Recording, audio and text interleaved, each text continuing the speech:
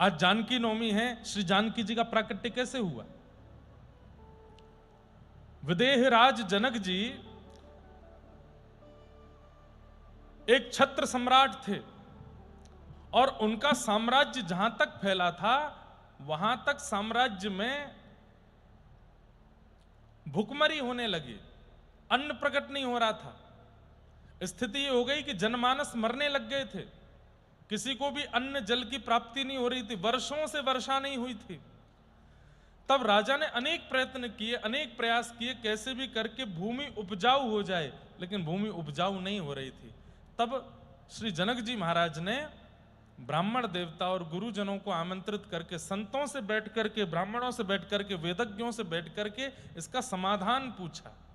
जनक जी ने जब संतों से पूछा कि मैं क्या करूं कि मेरी पूरी भूमि उपजाऊ हो जाए, तब सब संतों ने बताया कि आप यज्ञ करो। करेंगे। और कहां राजमहलों में रहने वाले दोनों जनक राजा और सुनैना रानी दोनों ऐसे वृषभ की तरह हो गए। कंधे पर बैलगाड़ी का वह भाव लकड़ी का रखा गया, पीछे हल लगाया गया, स्वर्ण का हल, उसकी जो नोक थी उसका विधिवत पूजन किया है ऋषियों ने आकर के।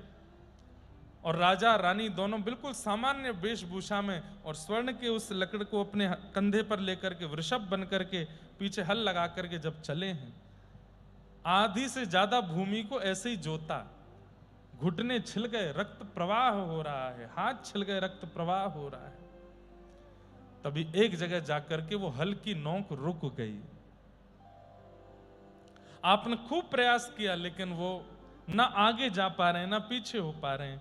तब मानो जैसे एक व्यवधान जैसा आ गया। तब आपने ऋषियों से कहा अब क्या करें? बोले कि ठाकुर जी से प्रार्थना करो, क्या लीला करना चाह रहे हैं, भगवान कृपा करें। आपने वह नोक निकाल करके जब भीतर गाड़ करके देखा, तभी अब प्रकट रूप में एक और स्थिति है, पर अप्रकट रूप से तब क्या हुआ?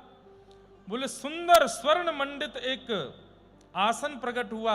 16 सखियां घेरे हुए हैं उस आसन को, और उस आसन के मध्य में एक सुंदर कमल दल है। उस कमल दल के बिल्कुल मध्य में साक्षात परम्बा जगदम्बा श्री लक्ष्मी जानकी जी के रूप में विराजमान और श्री जनक महाराज को। और बाद में फिर छोटी सी लाली के रूप में श्री जानकी जी मिली। जनक महाराज ने हृदय से लगाया, लेकर के उनको आए।